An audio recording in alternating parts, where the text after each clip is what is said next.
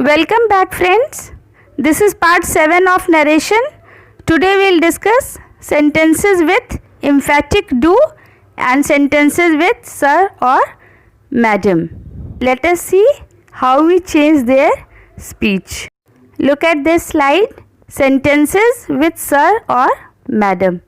देखिए, जब किसी सेंटेंस में सर या मैडम या योर ऑनर जैसे शब्दों का प्रयोग हो जो कि सेंटेंस में जस्ट रेस्पेक्ट देने के लिए यूज़ किया गया हो, we remove these words in indirect speech.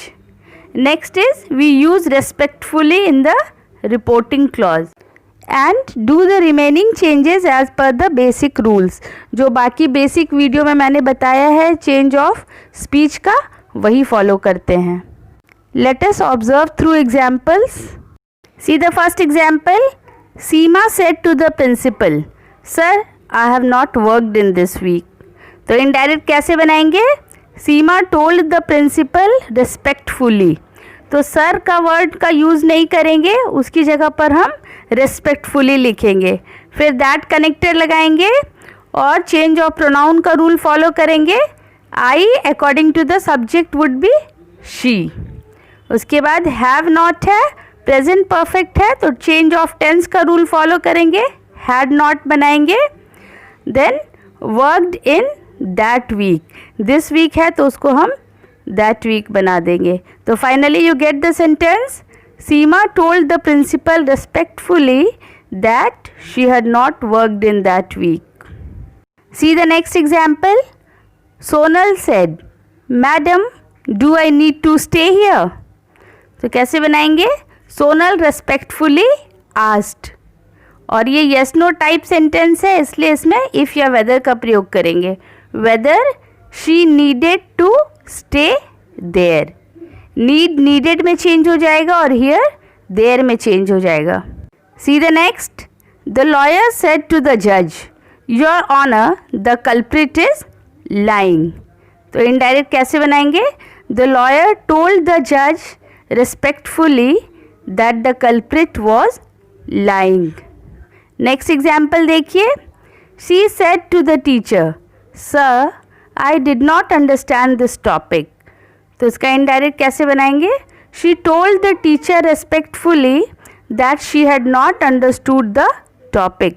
यहाँ आप देखेंगे कि हमने दिस को द में चेंज किया है, दैट में चेंज नहीं किया है. आप दैट का भी प्रयोग कर सकते हैं, लेकिन ज़्यादा सूटेबल यहाँ द होगा क्योंकि वो किसी पर्टिकुलर चीज़ को पॉइंट आउट करके बोली है.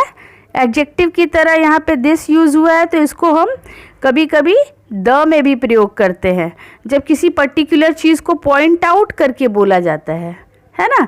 तो इस तरह से भी हम बनाते हैं. दिस को दैट में भी चेंज करते हैं और किसी किसी सर्कमस्टांस में दिस को द में भी चेंज करते हैं. बट रिमेंबर, अगर टाइम के रेफरेंस में दिस का प्रयोग होगा तो वो हमेशा दैट में ही चेंज होगा. जैसे फर्स्ट एग्जाम्पल में मैंने दिस वीक को दैट वीक में चेंज किया है. तो ये सारी छोटी छोटी बातें हैं जो आपको ध्यान में रखनी है जब आप नरेशन चेंज करेंगे. तो now see the next case. Sentences with emphatic do. देखिए, when an imperative sentence within inverted commas begins with do. जब कोई imperative sentence inverted commas के अंदर do से शुरू होता है तो सबसे पहले हम क्या करते हैं? do is removed. do को हटा देते हैं. next is infinitive form is used with the verb after do.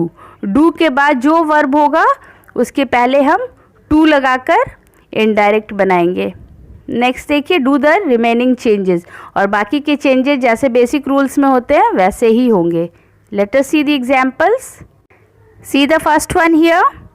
They said to their friends, do meet us in the evening please.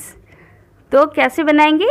They requested their friends to meet them in the evening. तो आप देखेंगे कि हमने do का प्रयोग जो हुआ है उसको हटा दिया है और फिर जैसे जनरल सेंटेंसेस का नरेशन बनाते हैं वैसे ही प्रयोग किए हैं.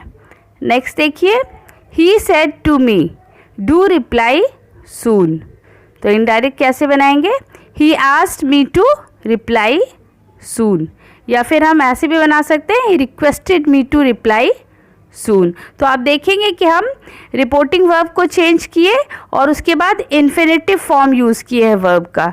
डू के बाद जो रिप्लाई आया है उसके पहले हम टू लगाकर नरेशन चेंज किए हैं। नेक्स्ट देखिए, Gagan said to Moti do come to my birthday party. तो इनडायरेक्ट देखिए, Gagan asked Moti to go to his birthday party. Come को हम गो में चेंज कर देंगे यहाँ पर। नेक्स्ट देखिए, she said to him do visit your doctor today. तो it's a kind of advice, तो हम रिपोर्टिंग वर्ब को एडवाइस में चेंज करेंगे। She advised him to visit his doctor that day. तो आप देखेंगे कि ये नॉर्मल इम्पेरेटिव्स की तरह ही बनते हैं, लेकिन यहाँ पे जो एक्स्ट्रा डू एम्फेटिक बनाने के लिए प्रयोग किया गया था उसको हमने हटा दिया है। See you again with the next part. Till then, keep learning in English. Thank you.